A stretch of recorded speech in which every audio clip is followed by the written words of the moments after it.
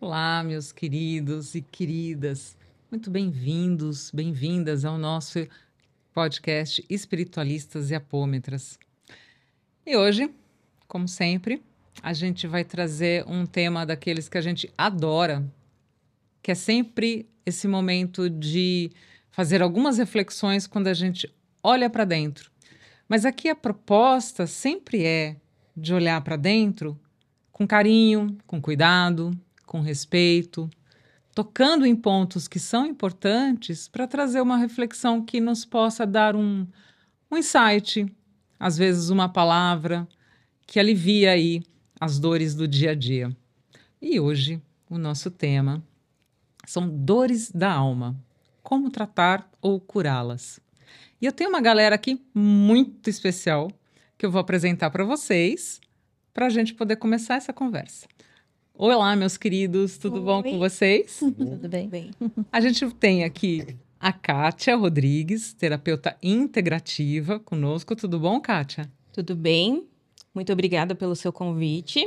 É a primeira vez que eu faço um podcast. Ó, que legal, que bom. Sou terapeuta integrativa e também vibracional, terapeuta espiritual, né? Porque também trabalho com apometria, com as curas espirituais, né? Então, é muito legal a gente trazer esse tema, porque no meu caso, dores da alma, eu me enveredei por esse caminho por conta da minha dor, né? Eu sou diagnosticada com ansiedade e depressão, e a minha primeira crise de ansiedade eu tinha 4 anos de idade, né? Então, a minha mãe, né, os meus pais, eles correram comigo com diversos profissionais, né? E também com a parte espiritual no centro. E eu comecei a entender, quando eu fui ficando um pouco mais velha, que se eu não me cuidasse, se eu não olhasse para essas dores, que eu identifiquei aos 4 anos, né?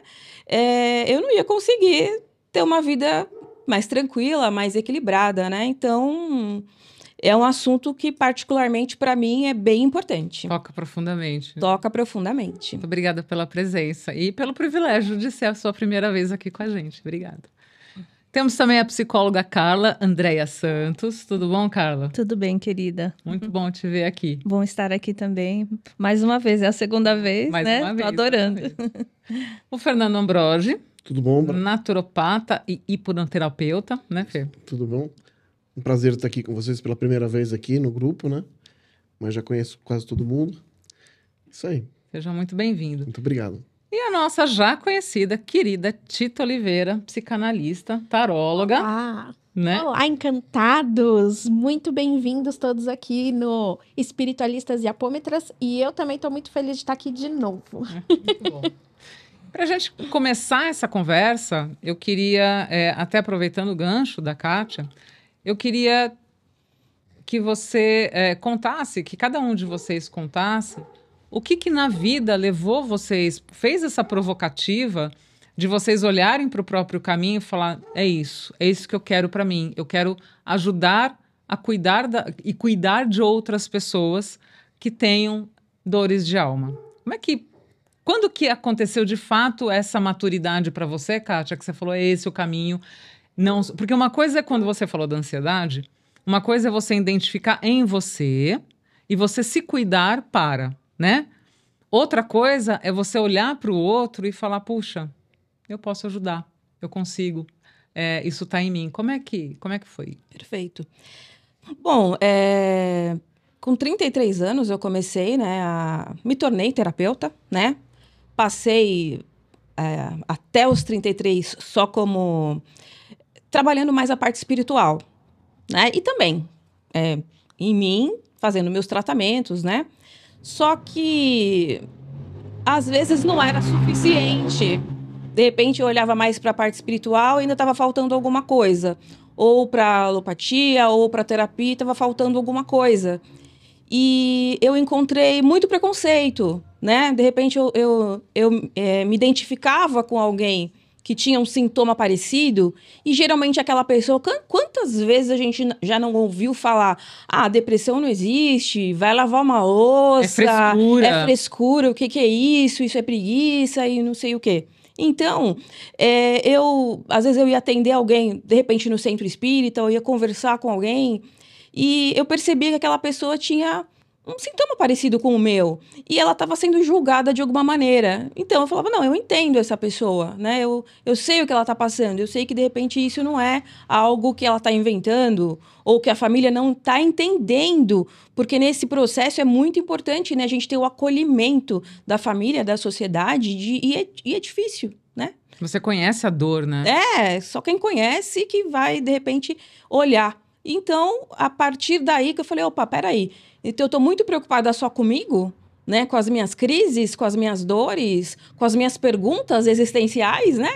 E tem outra pessoa aqui do meu lado que está igual. Então, eu vou começar a estudar um pouco mais sobre isso, vou me dedicar um pouco mais, porque eu tive aquela empatia, né? De repente, o que eu aprender para conseguir me equilibrar, eu poder, de alguma forma, transmitir para outra pessoa que tem o mesmo perfil que eu.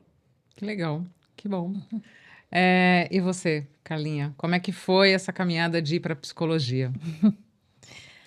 Olha só, eu tenho uma irmã mais velha que é psicóloga e ela, quando fazia a faculdade, eu li os textos dela e ficava super animada, né? E como ela tinha muito trabalho na faculdade, ela começou a pedir minha ajuda e eu comecei a fazer algumas coisas e eu mandava bem. Mas essa história me trouxe uma reflexão há uns anos atrás, já resolvi essa questão. Será que é legítima a psicologia em mim? Uma vez que eu tenho uma irmã mais velha, né, que é uma pessoa que eu admiro muito. Era uma síndrome de impostora, Aí eu questionei muito isso, até que eu rememorei, fazendo uma monografia. Tinha essa pergunta na monografia que precisava ser respondida, né? Eu rememorei uma história de infância que não é uma memória direta minha, mas a minha avó contou sobre mim. Ela falou que quando eu tinha 2 anos, eu estava brincando com uma joaninha e passando de uma mão para outra até que a joaninha caiu no chão. Eu fui procurar onde ela tinha caído e acabei pisando em cima. E peguei a joaninha morta e levei para minha avó, ela estava lavando louça, né? Eu, quando chorava, quando era criança, eu perdi o fôlego, o olho virava, ficava roxa. Então, eu não conseguia me expressar o que estava acontecendo, até que ela conseguiu tirar de mim. Eu falei que eu tinha matado a joaninha. Ela vai ficar tudo bem, a gente vai enterrar no jardim. Não é isso, né? Com 2 anos, tentando me expressar o que a gente vai falar para a mãe dela. Que bonitinho! Aí a minha avó, muito sensível, mãe da minha mãe, né?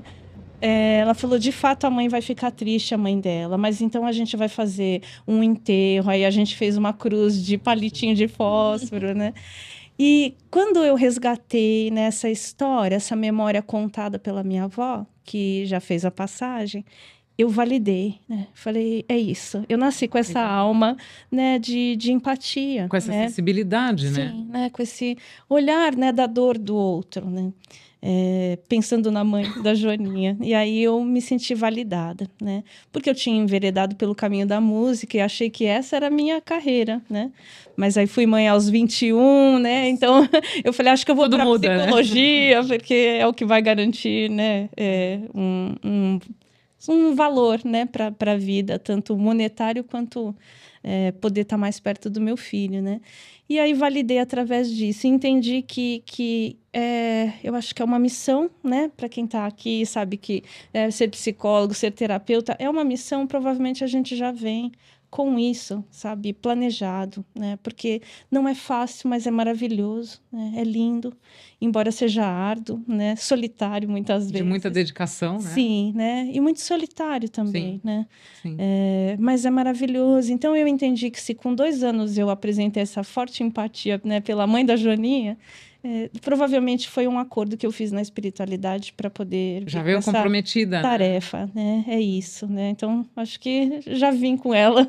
Acho que todos nós que estamos aqui, né? Quem é terapeuta sabe disso, né? O Pela quanto entrega, é lindo, né? solitário, o quanto a gente se entrega, né? Sim, E que é tão reservado o que acontece ali, né? No consultório, só a gente, aquela pessoa que está sendo atendida que entende a grandeza, né? O que emerge ali quando você está com alguém, com a alma de alguém, né? Então, eu acho que são missões mesmo, a gente assume isso antes de vir, né? E é desafiador, né? Porque quando a gente fala de cura, por exemplo, fazendo aqui uma analogia simples. Se eu corto o meu pé a ponto de precisar de pontos, por exemplo, e eu vou num hospital, num pronto-socorro, ele está vendo, né? Ele está vendo a ferida, ele está vendo o machucado, aí ele vai lá, materialmente, ele aplica aquele remédio, ele percebe a reação, dá os pontos, pode acompanhar para ver se o corpo está reagindo bem. E nesse campo invisível, não tem. Então, assim, quando você fala dessa solidão, ela é uma realidade, porque por mais que se tenha até, inclusive, protocolos, né, que se sigam também, mas você está trabalhando o intangível e você está trabalhando uma coisa que é extremamente difícil, que eu acho que talvez seja um dos nossos maiores desafios, que é autopercepção. Sim. Né? Uhum. Então, a minha percepção sobre alguma coisa nunca vai ser a mesma do outro, né? Então, por exemplo, quando você... Essa história da Joaninha é sensacional, né? É uma graça. Quando você vai com 2 anos de idade, preocupada com a dor da mãe da Joaninha, é uma percepção da criança do tamanho daquela dor. Sim. Que, obviamente, a gente adulto sabe que aquilo não é uma realidade, né? Uhum. Mas a percepção em si tem Sim. uma profundidade e uma importância para quem a tem muito grande. Então, lidar com isso com o outro e tentar orientá-lo para esse caminho de autocura e de cura, ele é bastante desafiador, né? De uma entrega mesmo verdadeira. Né? A empatia, né? Esse lugar é uma conexão de alma com alma. Exige sensibilidade mesmo, né? Sim. Uhum. Obrigada, Carla. Obrigada a você. Fernando, me conta, como é que você foi parar nessa... O Fernando, eu sei um pouquinho da história, que ele vem de uma outra área, mas como é que foi para você esse caminho da naturopatia e da hipnoterapeuta? Hipnoterapia. Obrigada. Alzheimer.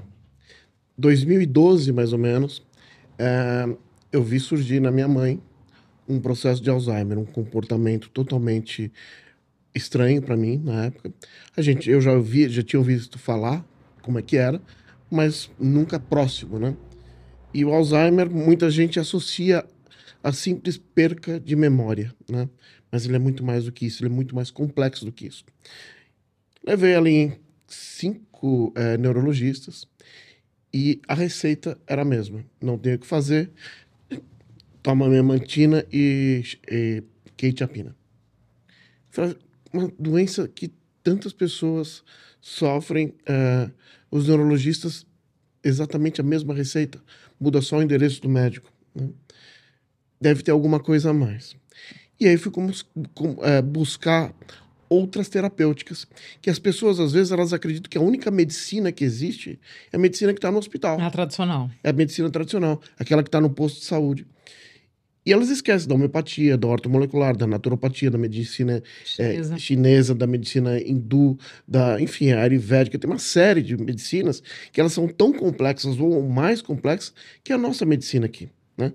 Conclusão, eu fui cair na naturopatia, que é a medicina natural. Aquela medicina das ervas, das plantas, dos costumes, né? Mudança de alimentação, não tem nada a ver com nutrição, e sim com dietoterapia, usando a alimentação para o processo de cura, né?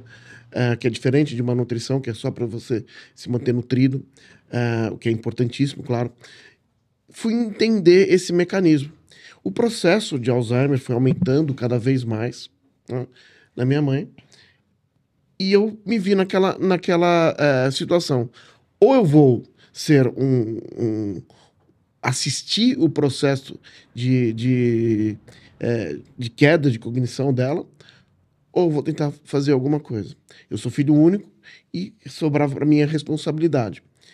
E aí eu comecei a estudar. E comecei a ver que esse processo do Alzheimer, ele pode não ter cura para a nossa medicina conhecida, a medicina tradicional, mas em outras medicinas, esse processo ele existe e está documentado amplamente em várias revistas indexadas, inclusive americanas, né? Existem autores que usam, inclusive da medicina tradicional, com processos de remissão do Alzheimer, de estagnação, e que a pessoa vive bem o resto da vida, né? Enfim, só que quando eu fui entender esse processo, a minha mãe já tinha avançado bastante. E em 2020, um pouquinho antes da pandemia, ela teve um AVC, por uma fatalidade, um AVC que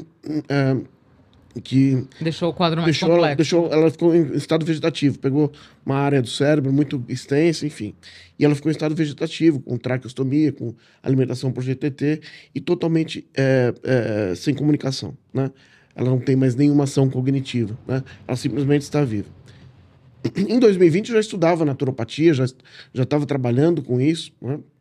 E quando ela saiu do hospital, depois de 100 dias mais ou menos, o prognóstico dela era viver 15 dias, 20 dias ali, porque ela tomava 21 medicamentos.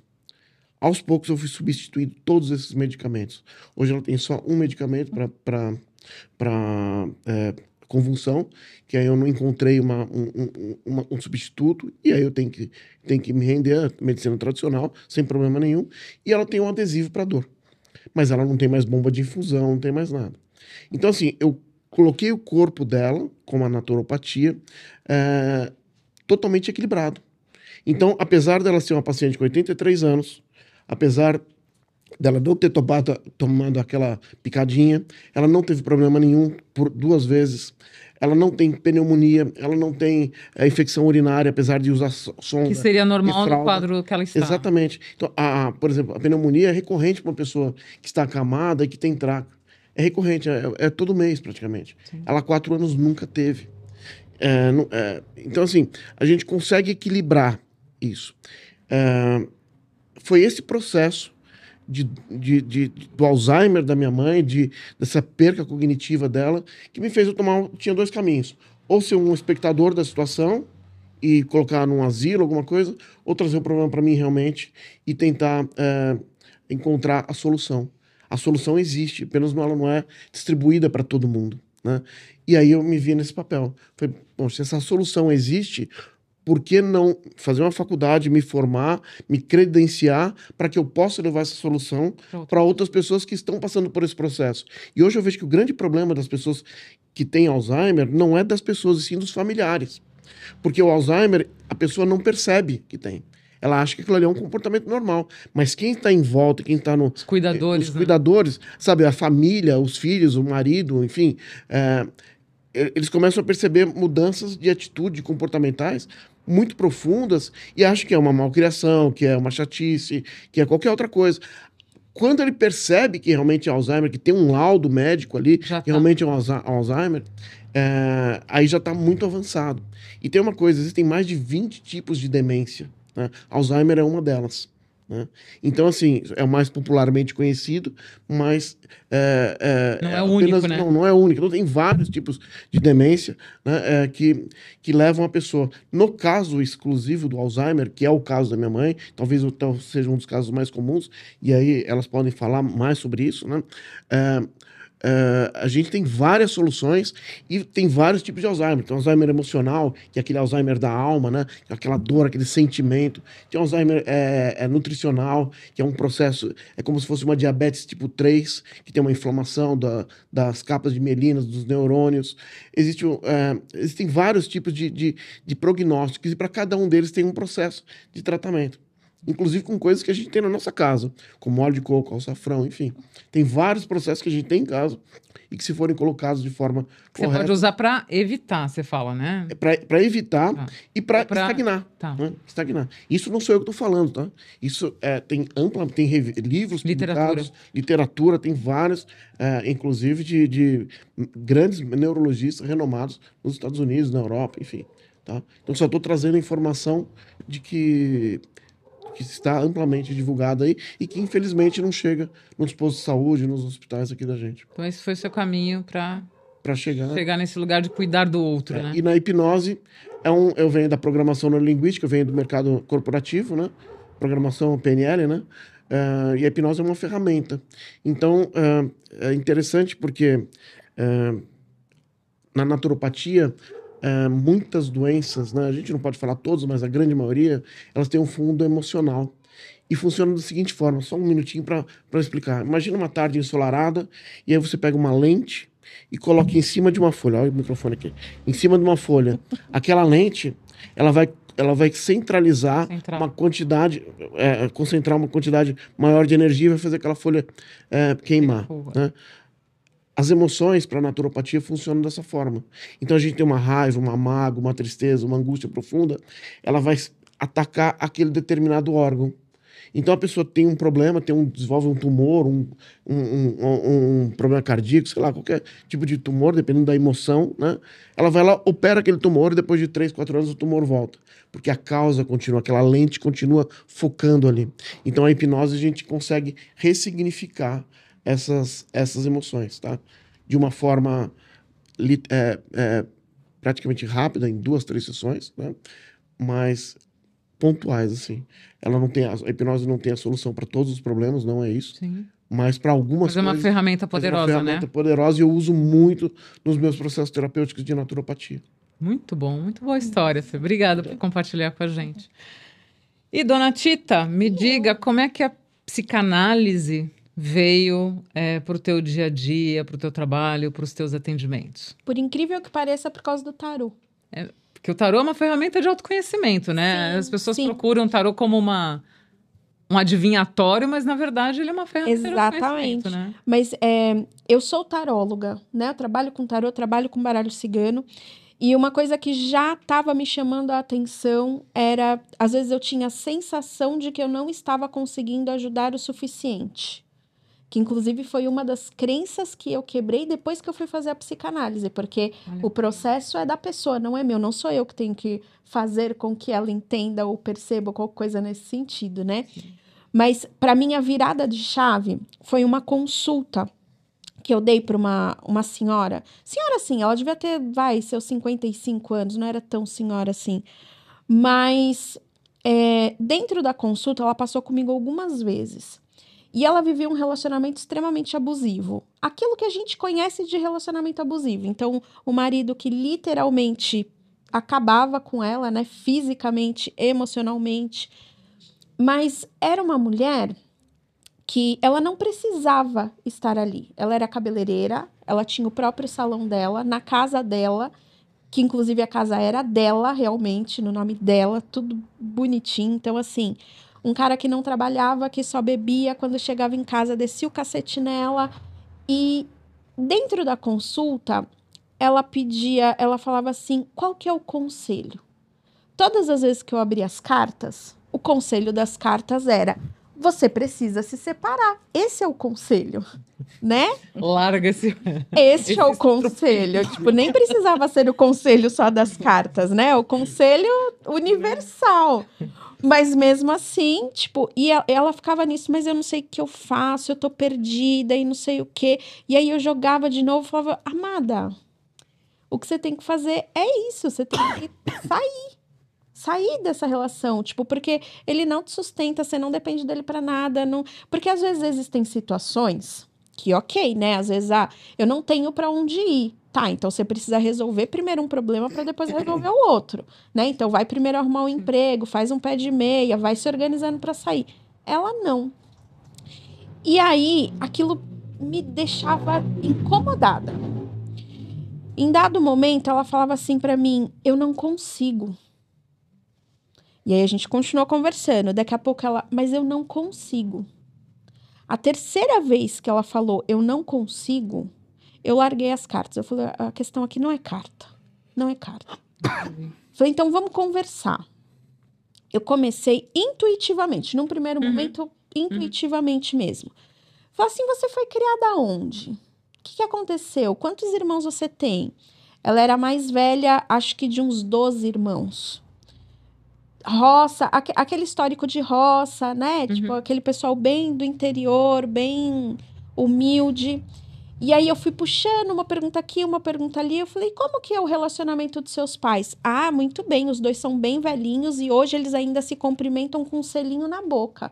Os dois são dois fofos. Até então, tudo lindo. Falei, gente, mas...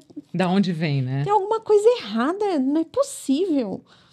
Aí, aos poucos, ela falou assim, então, só que eu comecei a ser abusada com 7 anos. E todas as meninas, todas as filhas mulheres... Quando completavam 7 anos, o meu pai, ele começava já a parte. Exatamente. Com 12, ela tentou a primeira vez, né? Que eu não posso ficar falando aqui, senão o vídeo cai. Sim. Então, com 12, ela tentou a primeira vez. Com 15, ela decidiu se casar com o primeiro marido. Para poder sair daquele quadro. Mas foi sair de um inferno para entrar em outro. O segundo marido, o primeiro marido faleceu. E foi o único jeito que ela conseguiu se livrar. E aí ela contava que assim, ai, o meu marido, eu que fazia a barba dele, eu que colocava comida no prato, eu que fazia não sei o quê. Eu falei assim, então você continuou cuidando do seu marido como você cuidava dos seus irmãos? Porque como ela era a filha mais velha, ela ajudou a cuidar de todos os outros. Nesse momento, porque assim, foi 10 minutos de jogo de tarô. O restante não foi jogo de tarô. Foi conversa. Foi conversa. E aí ela mesma, ela falando... Ela foi se ouvindo, né? Exatamente. Eu falei, tem alguma coisa aí. Aí eu fui procurar primeiro um curso de psicologia. Só que, gente, financeiramente para mim naquele momento não tinha condição de eu fazer um curso de psicologia. Aí eu fui buscar uma outra alternativa, digamos assim. E aí eu conheci a psicanálise. Fui para fazer a psicanálise. Num primeiro momento, o intuito foi esse. Tipo, eu quero ouvir melhor as minhas consulentes. Mas num segundo momento, eu falei assim, eu precisava disso. Olha que legal. Né? Porque aí a gente começa a aprender, entender um monte de coisas também em relação a gente. Vai para outro nível, né? Vai de profundidade. Outro nível. Exatamente. E foi quando também eu parei de... Não que eu parei de querer ajudar quem eu atendia, mas eu saí daquela posição de eu tenho que fazer alguma coisa. Não, eu não tenho que fazer nada. Na verdade, o que eu tenho que fazer, eu já estou fazendo. Sim. Que é proporcionando justamente essa ferramenta de autoconhecimento para poder auxiliar. E hoje eu atendo só como psicanalista ou só como taróloga. Sim. Então, assim, eu tenho clientes que passam comigo como psicanalistas, como psicanalista mesmo, uma vez por semana, tudo bonitinho, né? Então, a conversa mesmo, o diálogo. E eu tenho consulentes que vêm passar nas terapias holísticas. Então, tarô, mesa radiônica, baralho cigano, enfim. Mas eu não necessariamente misturo as coisas. Sim. Então, consulente de psicanálise é psicanálise. De terapia holística é terapia holística. São caminhos diferentes e também são necessidades diferentes, né, que as pessoas trazem. Até dá para complementar algumas coisas. Então, por exemplo, eu vejo que em sessão a minha consulente, ela tá muito fora de si, né? Às vezes porque tá acontecendo de fato alguma coisa, tal. Às vezes eu falo, olha, depois da sessão, fica uns 15 minutinhos deitadinha que eu vou te mandar um reiki.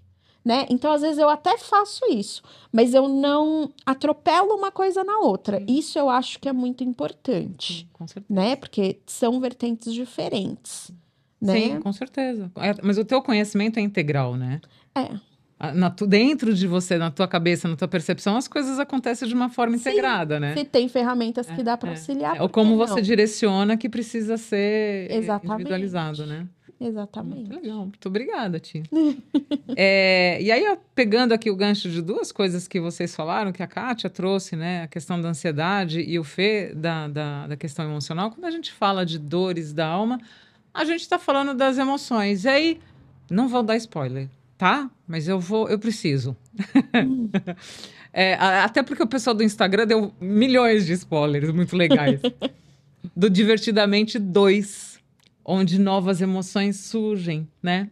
E uma delas é exatamente a ansiedade. Então, aqui, eu acho que seria a primeira coisa que eu acho importante, a gente entender que existe uma ansiedade que ela é inerente, ela é normal a nós, assim, né? A todos nós temos no nosso dia a dia essa preocupação um pouco mais exacerbada com o futuro, né? O que é uma coisa muito engraçada, né, gente? Porque... se você, olhando para o futuro, Ele aconteceu? Ele ainda não aconteceu. Ele está acontecendo? Ele não está acontecendo. Ou seja, a probabilidade de acontecer uma coisa boa ou ruim é 50-50, não é? Sim. Mas a gente adora dar foco no 50 ruim, que é onde essa ansiedade acaba se intensificando. Mas uma coisa que eu queria ouvir de vocês é, falando da diferença, né? Que uma coisa é ansiedade normal e outra coisa é ansiedade clínica. E as emoções que normalmente nos levam a acentuar muito essa ansiedade, principalmente quando ela que ela está naquele lugar de uma ansiedade natural, que se ela for muito intensificada, ela pode levar a gente para uma... E me corrijam aqui, por favor, se eu estiver falando tecnicamente alguma bobagem, mas ela pode estar me levando para uma depressão e aí, né, e virar uma ansiedade clínica, uma depressão clínica, esse caminho vai evoluindo de alguma forma. O quanto hoje, as nossas emoções que a gente vive hoje,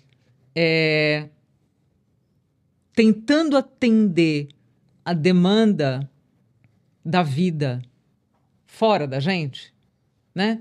Do quanto eu preciso me realizar profissionalmente, o quanto eu preciso ser agradável, eu preciso estar com uma aprovação da minha imagem, ou eu preciso ter uma aprovação do meu intelecto, eu preciso ser promovido na empresa que eu trabalho, eu preciso ser reconhecido na área, no mercado onde eu tô, ou essas demandas todas, e aí, né, pegando até demandas mais simples, do tipo do dia a dia, os boletos todos que estão lá para pagar.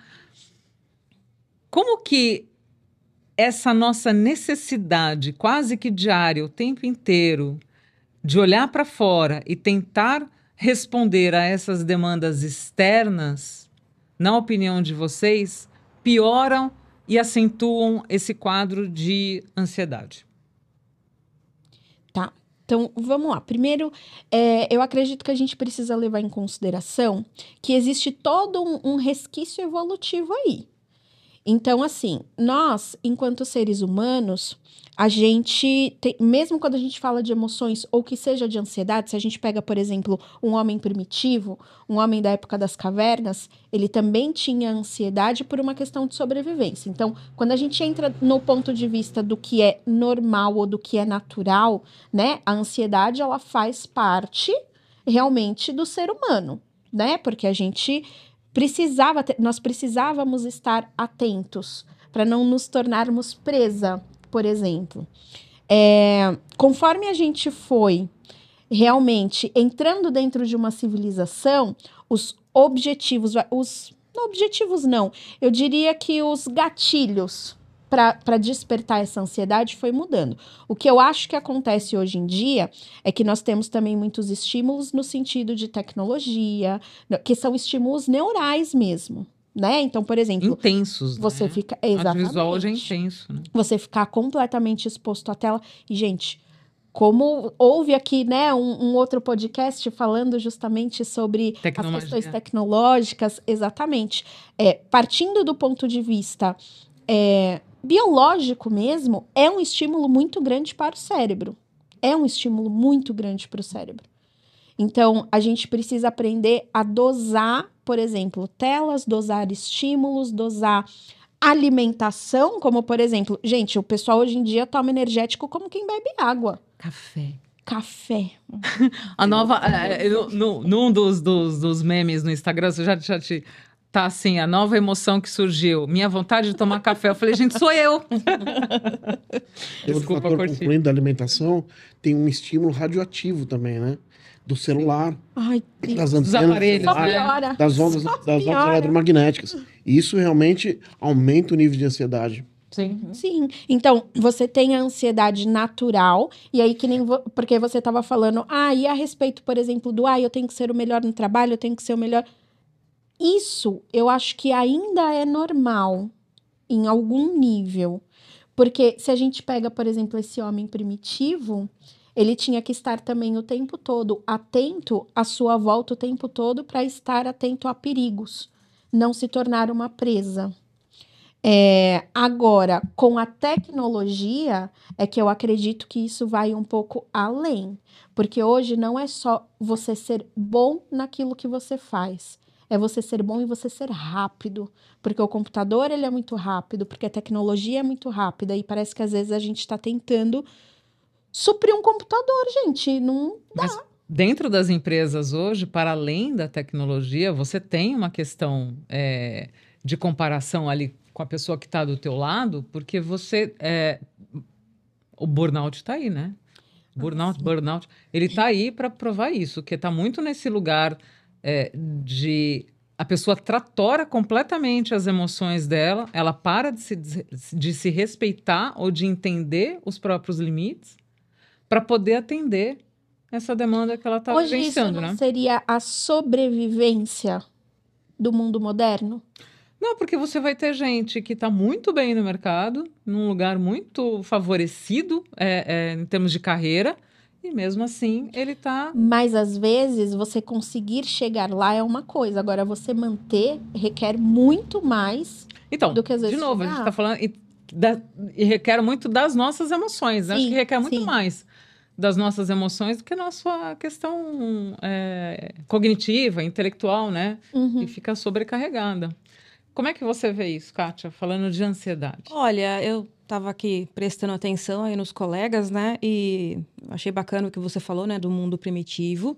Então, tudo isso é bastante importante, mas a nossa alma, ela é uma alma antiga, né? Uma alma velha que já passou, né? Eu acredito que a maioria de vocês aqui, né? Acredita, né? Em reencarnação, outras vidas, outras experiências, outros mundos.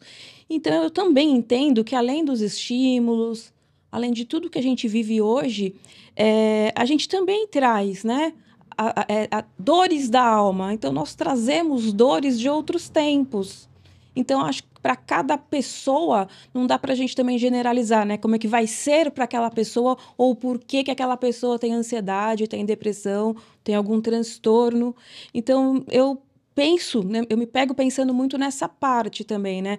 Porque a internet, os diagnósticos, são coisas que nós já sabemos, como você falou, é mais palpável, né? E aquela experiência que, de repente, a gente teve de uma outra vida também, e você traz aquela bagagem, aquela tristeza, Culpas. aquela culpa, aquela ansiedade de não querer fazer novamente o que você fez, e de repente você está inserido num contexto muito parecido, né? Para você ver se você vai conseguir passar, né? Com aquela provinha, né? Dessa vez vai. Então, eu acho que a ansiedade também pode se aplicar nesse ponto, né? Da bagagem, né? Que a nossa alma traz, e do porquê que muitas vezes algumas pessoas conseguem, né, tratar de uma forma melhor ou de outra, porque a gente também precisa olhar para esse lado, apesar de todos os estímulos. Eu acredito muito na vivência de que a gente já traz antes dessa nossa experiência terrena atual. Você hoje se diz curada daquela ansiedade, daquela menina de 4 anos? Não, eu acredito que eu estou melhor, eu tenho mais visão, eu consigo entender, né, o que me desequilibra. Vocês estavam brincando... Os gatilhos, né? Vocês estavam brincando do café, né? O café, eu adoro café, mas eu sei que se eu tomar mais de 2 xícaras de café naquele dia, ele pode me alterar, porque quando eu acordar, eu vou fazer uma percepção de mim mesma, de como eu estou, e pode ser que aquele dia está mais propenso a eu ter mais ansiedade. Então, eu vou já deixar de lado alguns gatilhos, algumas condutas, ou aonde eu vou, o que eu vou ouvir, o que eu vou assistir. Eu vou ter um extremo cuidado com tudo isso para que eu não me deixe levar por uma ansiedade mais descontrolada, né? Mais agressiva, mais dolorosa. Mas não acredito que eu esteja curada. Eu não acho, assim... Eu espero, né? Eu tô buscando. Só por hoje, né? Mas acredito também, Sol, que quando você não se cura, você busca, Sim. Então, é uma busca interminável, como uma amiga minha sempre diz. E, de repente, se eu pensar, eu tô curada, eu falar, então eu vou parar por aqui, né? Então, beleza. Então, eu vou entrar numa zona de conforto. É o caminho, né? Então, de repente, a ansiedade também, ela é benéfica nesse sentido de eu buscar respostas, buscar a cura, olhar além da alopatia para outros tratamentos, como o colega falou, né? De cuidar dos nossos sentimentos, das nossas emoções, da alimentação, pensar também no que eu posso ter trazido e que agora eu tenho que burilar, né, melhorar em mim. Então, é um conjunto. Não acho que estou curada da ansiedade e, de repente, pode ser que eu não seja, porque ela vai ser também o que vai me impulsionar para que eu consiga seguir no meu caminho de estudo, de aprendizado, porque ele nunca vai parar, né? Nunca que a gente vai chegar numa condição que a gente fala, pô, agora eu já sei tudo. Tô evoluída, né? Nossa, que maravilha, eu tenho resposta para tudo. Não tenho. Graças a Deus. E a ansiedade também vai me ajudar nisso, né? Pô, isso aqui ainda não ficou legal, então eu vou estudar mais isso, vou estudar mais aquilo, ou eu vou checar novamente como é que eu estou para que eu consiga me sentir melhor, né? Então, usar ela a seu favor, né? Exatamente, usar ela a meu Mas favor. isso também é quando a gente está falando só de uma questão sentimental. Por exemplo, eu atendo uma consulente que ela tem quadros muito intensos de ansiedade que estão associados com a TPM, porque ela tem uma TPM extremamente forte a ponto de realmente ter que tomar medicamento. Questão fisiológica. Então, é físico. Exatamente. Então, quando é fisiológico, quando é emocional, ok. É isso, a gente também tem que levar em consideração as coisas relacionadas a vidas passadas. Acho que é uma vertente também para se olhar, mas tem também a parte química, seja do cérebro, seja do organismo, seja, né, a parte biológica mesmo. E aí você precisa entrar com medicamento. Não é só emocional. Está afetando o emocional, lógico, né? Porque você ficar ansioso é a sua emoção, só que a causa, a raiz do problema é biológica. Sim, é física. Perfeito. Só para complementar, embora eu acredite bastante nessa parte, eu tomo remédio. Né? Então, eu não estou deixando de olhar para esse lado, né? Quando terminou a pandemia, eu percebi que a minha ansiedade, ela deu uma acentuada, né? Por conta de todas as questões que nós passamos, de financeiras, de saúde, né? Pessoas queridas, né? Que acabaram sucumbindo, isolamento. Então, eu precisei entrar com a alopatia, né? Faço um acompanhamento. E se eu não fizer, pode ser que eu vou ter taquicardia, vou suar frio, não vou dormir muito à noite. E é físico. Né? Isso é físico. Mas não dá para você olhar só para um lado ou só para o outro. Exatamente. Né? É o processo emocional agindo diretamente no físico. Exato, perfeito. E aí é que entra a hipnose. A gente vai buscar na história de vida daquela pessoa, né, algum gatilho que dispara, né, essa emoção. Né? E às vezes ela está se refletindo numa situação atual, né, mas a causa emocional é lá atrás. É antiga. É antiga. Entendeu? E a hipnose a gente ressignifica isso. Então, às vezes, a pessoa tem um problema de um ataque cardíaco, toma um remédio antiarrítmico, mas não resolve o problema. Não resolve. Porque a causa está lá atrás. E a hipnose pode ir lá e resolver, ressignificar aquilo ali e amenizar. Uma coisa é uma mágica? Não, não é uma mágica, é uma técnica. É um processo, né? É um processo. E aí a arritmia se resolve naturalmente, sem remédio. E falando da hipnose, é difícil? Tem algum ponto de dificuldade você fazer um processo de hipnose para terapia com uma pessoa com muita ansiedade? Sim. O maior empecilho, a maior dificuldade é a resistência daquela pessoa. E às vezes a resistência não é conscientemente. A resistência é inconsciente. Então ela até tem interesse em fazer. Mas ela é mentalmente muito agitada? Mas quando a gente vai abaixar a frequência cerebral para entrar num estado de transe, ela não se permite. E aí a gente fica sem ter muita solução. Sim. Porque eu posso falar para você fechar o olho, pensar numa parede azul e a pessoa pensar numa parede branca. Eu não estou sabendo, eu vou identificar pela visão, pela leitura corporal, mas eu não estou sabendo se ela realmente está imaginando a parede branca. Eu entendo que ela não está em transe. Se conectando, né? Se conectando com aquilo que eu tô conduzindo. mais o que ela está pensando e ela não se permite. E uma vez uma paciente minha falou, duvido você me hipnotizar. Eu falei, eu também duvido. Porque se você não se permitir, não, né? nunca eu vou conseguir te hipnotizar. Agora, a hipnose é um processo que a gente faz, vive ele todos os dias. Um exemplo disso é quando a gente está aqui conversando aqui, a gente está se hipnotizando. Eu estou entrando na história dela, ela está entrando na minha. Quando a gente assiste um filme, uma televisão, a gente se emociona, a gente sabe que aqueles personagens não são reais, que tem toda uma encenação, mas a gente se emociona com aquilo ali. Isso é o processo hipnótico. Sabe que você falou uma coisa que é interessante. Quando você entra muito mesmo num filme, numa história, a gente entra tanto que você se desconecta do corpo, né? E você vai levantar, você tá todo dolorido, não sabe nem por quê. Você ficou um tempão naquela posição, mas você ficou tão mergulhado naquilo.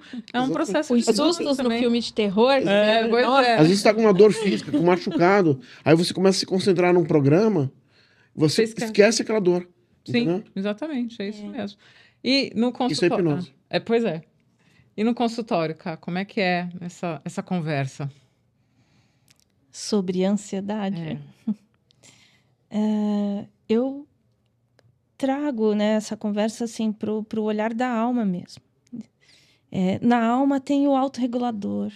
Eu enxergo a alma como a sede, né, da experiência crística, né, da essência crística. Então, qualquer dor, tá faltando o contato com essa autorregulação, que é natural em nós, né? É natural que a gente se autorregule. É um processo de homeostase, né? Sempre constante dentro de nós. Então, eu percebo que qualquer dor é um afastamento da alma, que é representada pelo self, né? Jung diz do self, que é a instância onde habita muitos elementos de nós, né? O ego, que é positivo, né? As pessoas são injustas com o ego, né? Uma estrutura necessária. Sim, né? É uma estrutura muito importante. Então, é nesse lugar, o self, que é a sede, né, do nosso bem-estar. E eu percebo que qualquer dor, doença, é um distanciamento dessa autorregulação que é natural. Então, eu tento trazer, né, a pessoa que está ali, né, no autoconhecimento, enxergar o que é sagrado para ela, o que naturalmente vai autorregulá-la. O que ela elege para a vida dela que é bom? E será que ela está distante disso que ela elege que é bom? Às vezes o que é bom é observar a relação dela com a natureza, com o filho, né, com a arte, com a música, que é tão curativo, a arte é tão curativa. E provavelmente ela está distante desse caminho. Então, ela está distante do seu próprio processo de autorregulação, que é íntimo e que cada um sabe, né, quais são os elementos que te autorregulam. Eu acho que esse é o olhar, esse é o tratamento. Entender, construir, reconstruir com a pessoa a percepção do que é sagrado para ela. E ajudá-la a se reconectar com esse caminho. Né? Não com o sagrado dela, mas com o caminho para que ela mesma se autorregule. Eu percebo que é isso. Né? Todas as doenças e dores são sinônimos de afastamento da alma. Né? Uma desconexão, isso, não é? Da sua própria direção interna, né? Que pode ser a essência crística, né? Búdica, como cada um quiser nomear. Né? E aquele que é ateu também tem que tem o seu sagrado, né? Como diz o Gil, né? Que a fé também acompanha para quem acha que não tem fé. Né? Então, assim, anda com fé mesmo para quem acha que não tem fé. É isso, né? Tem esse lugar, essa instância em nós que tem tudo ali, tem tudo que a gente precisa, tem a dica de tudo, né? Eu queria trazer um olhar, Sol. Eu fui sentindo a fala maravilhosa das pessoas, né?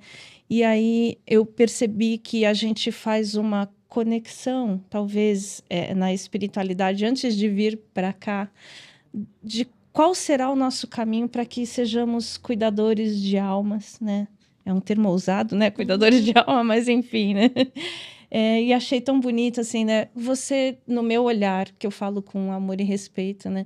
Foi a sua criança. que te trouxe. Então, assim, com todo respeito, né? Bendita ansiedade, né? Sim. Que faz você trilhar esse caminho de autodescoberta e que te leva a ser terapeuta, né? E se aproximar da alma das pessoas. O meu é um traço da natureza, né? A Joaninha com a minha avó, que eu tenho muita gratidão que por também essa criança, avó. né? A minha criança também. Verdade. Respeitosamente falando, talvez você e sua mãe possam ter feito um acordo de alma para que ela adoecesse, para que você descobrisse aqui os caminhos, né? De oferecer um bem-estar para ela e estender sua humanidade, né?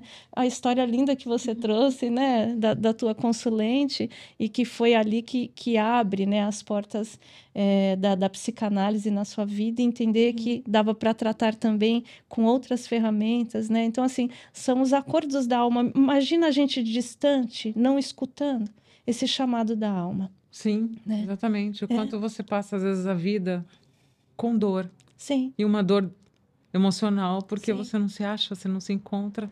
Vai com dor mesmo, né? Vai com dor mesmo, né? Para cumprir, né, esses acordos que a nossa alma talvez tenha feito na espiritualidade. Então, a gente vai com dor mesmo, mas a gente precisa se escutar. Se a gente aqui não tivesse se escutado, não estaríamos aqui, né? Sim. Fazendo nossos trabalhos. Então, eu acho que é nesse lugar de escuta da alma que está a nossa cura, libertação, bem-estar. Né? Sabe o que é legal que ela está falando? Que ela está falando da alma, né? Que a gente às vezes não escuta. E que na hipnose é o consciente e o inconsciente. Às vezes você está pensando numa coisa, mas o teu inconsciente, que é o que realmente manda, então muda só o nome, o processo é o mesmo, né? Sim. Mas sabe... todas as vertentes, né? Porque o tarô também... Exatamente, é tudo a mesma coisa, muda cada um na sua área. O caminho é diferente, mas o objetivo acaba sendo o mesmo, que é essa conexão interna. E eu sempre sempre me remete a imagem da pérola. A pérola nada mais é do que um ser intruso dentro da ostra, que ela desesperadamente tenta tirar o tempo inteiro, e enquanto ela tenta tirar, ela forma a pérola. Quer dizer, a gente está num momento, falando nós, humanos aqui da humanidade, e falando sobre um aspecto, sobre um olhar espiritualista, a gente está num momento evolutivo em que a dor acaba sendo um instrumento, uma ferramenta muito necessária ainda para a gente nesse caminho, né? Não estou dizendo que a gente precisa... não estou dizendo que a gente precisa sofrer para ser feliz. Não é isso. Eu estou dizendo que por favor, inerente... É isso. Mas que é inerente, mas que a dor é inerente e ela nos provoca. Pergunta para qualquer poeta, para qualquer compositor de música, quando que ele compõe melhor e quando não. Não é como diz o ditado, dor ali. Até um pé na bunda te empurra para frente. Exatamente. Então, não é só isso, né? O fato de você ter a dor e você procurar um caminho, como vocês procuraram, além de você passar pela dor, procurar o caminho e você superar, é exatamente este caminho que te leva para a competência. Você desenvolve uma habilidade, né? A habilidade de entender essa empatia, essa sensibilidade, para poder você estender seu braço e ajudar o outro. Assim, por exemplo, gente, não dá, não rola. Eu desmaio quando eu vejo sangue. Eu não conseguiria ir. Eu queria fazer psiquiatria quando era criança. Quando eu descobri que era medicina, eu saí correndo, porque eu não consigo. Mas o quanto, né, aquela pessoa precisa também de ter um caminho ali para ela poder ser um bom médico, um bom cirurgião e tantas outras profissões que levam a gente para esse lugar de favorecer ou de levar o outro ser humano para um estado melhor, seja ele qual for, né? A questão às vezes eu até falo isso para muitas das pessoas que eu atendo. Passe pela dor, não more nela. O problema é justamente quando a gente mora. Deixar fazer morada a tristeza no coração. Exatamente, né? Porque assim, todo mundo vai ter altos e baixos constantemente. É normal e muitas vezes é a dor que empurra a gente para frente. E é isso que faz a gente sair da zona de conforto. Porque se tá tudo bem o tempo todo, você até pode fazer um movimento ou outro, mas está confortável. Não, pior é quando você se acostuma com essa dor e acha que ela é a zona de conforto, né? Exatamente. Como, Você por aprende a exemplo, lidar com ela, né? Essa consulente que eu atendi. No caso dela, ela nunca teve um relacionamento saudável. Ela não sabe nem como Ela não tinha referência. Exatamente. Então, assim, é uma dor. E tá doendo de verdade. Sim. Tá doendo real. Sim. Né? Dói muito. Mas ela não tem nenhuma referência de como seria ter um relacionamento saudável. Para ela, relacionamento Sim. é aquilo. Sim. É o conhecimento que ela tem, a linguagem que ela tem. E aí? Então, essa dor, e a dor que ela me trazia justamente na consulta, no sentido de eu não sei o que fazer, já mostra que eu não tô aguentando, eu só não sei para onde ir. Mas é essa dor que estava movimentando ela para que ela buscasse alguma coisa diferente. Sim. Né? Então, assim... De novo. A dor, né? A dor não precisa ser só através da dor, mas que a dor é um tremendo de um incentivo. Não é? É. Com certeza. Gente, que conversa boa, né? A gente está indo para a finalização. Não podia ficar falando, né? Muito tempo disso. Mas antes da gente terminar, eu queria ouvir um pouquinho de cada um de vocês. Tem cura? Eu acho que tem cura, mas o ser humano, ele sempre vai ter um outro ponto. Você vai solucionar alguma coisa aqui. E vem uma outra. E aí vem uma outra provocação coisa. na vida. Subir de nível, né? Evoluir. É isso. E enquanto nós estivermos encarnados, não sei depois de desencarnar, porque eu ainda não desencarnei, pelo menos dessa vida, né? Mas... ainda não. Enquanto estivermos encarnados, sempre vai ter uma questão. E tá tudo bem. Esse é o X do chuchu. Tá tudo bem. Sim, porque é o processo nosso de aprendizado. Exatamente. Quando a pessoa se permite a cura, o processo é bem mais fácil. Né? Quando a pessoa não tem um ganho secundário pelo processo. De se manter no mesmo lugar. Exatamente. Né? Então, é possível, sim. A naturopatia, a hipnose apresentam soluções incríveis. E as outras medicinas também, a ortomolecular, enfim, tantas outras que eu falei no começo, elas têm soluções incríveis. Então, às vezes, se uma solução não está num lugar, abre outra porta. Sim, existem bastante soluções, sim. Permita-se, né? Permita-se. Joia. Não se prenda só a um tipo de coisa que está mais fácil ali. Às vezes o mais fácil não é o melhor. Sim, exato. Olhando, né, as dores da alma, né, que são muitas e são todas. Quando a gente tem quando a gente aspira alguma coisa, né, tudo pode ser amor e dor, né, ao mesmo tempo. Então, pensando em ansiedade, depressão, agonia, né, síndrome do impostor, né? Nossa, síndrome do impostor é duro também. Que são as dores, né? Também é sinônimo de uma inquietação, né? Essa ansiedade natural que a Tita falou, né? Eu acho que é colocar essa dor no lugar dela e ela pode ser até uma ferramenta de autoconhecimento, finalizador, um trampolim, né? Para você se elevar. Então, eu não uso, não sei se usaria a palavra cura, né? Mas acho que a gente está sempre se curando. Né? Acho que coloco no gerúndio, né? A gente está sempre se curando. Nunca a gente vai finalizar um processo, né? Você vai chegar num ponto, vai ter uma outra questão, né? Lembrei do desenho da Rapunzel, né? Que o desejo dela era entender o que eram aquelas luzes, não sei quem assistiu o desenho, né? O que eram aquelas luzes, aquele balãozinho. Ela falou, agora eu tô com medo que eu descobri o que significa, e amanhã? Aí, né, o príncipe dela responde, amanhã você pensa num novo projeto, um novo plano. Então, nesse lugar, a ansiedade pode ser favorável porque ela é uma aspiração, né? Fico pensando, bendita ansiedade de Sócrates, Platão, Einstein, né? Estavam inquietos, isso levou eles a pesquisarem, né? Eles não se deram por satisfeitos com a explicação que a vida trazia naquele momento, eles quiseram ir além. Então, acho que o que é se curar de tudo isso, né? Se a gente pensar em cura como a ausência dessa aspiração, eu prefiro estar sempre me curando, né? Passar a vida me curando, né? Estar sempre buscando alguma coisa. Eu acho que talvez bem-estar. Existe um bem-estar. Você pode fazer dos teus processos uma oportunidade de autoconhecimento. Isso te traz um bem-estar, né? Mas acho que a gente vai estar sempre se curando de alguma coisa. Quem atende aquele que vem como ferido também é um curador ferido em si mesmo, né? Também é um curador de si mesmo, mas também um ferido. Quiron. Isso, né? Astrologia, né? Assim, né? Então, eu acho que a gente vai estar sempre se curando, sempre se olhando, e que a gente possa, nesse processo, também ajudar o outro a estar sempre se olhando, né? Se libertando das suas dores e entendendo que a dor pode ser uma ferramenta importante para o autoconhecimento, né? Acho que é isso.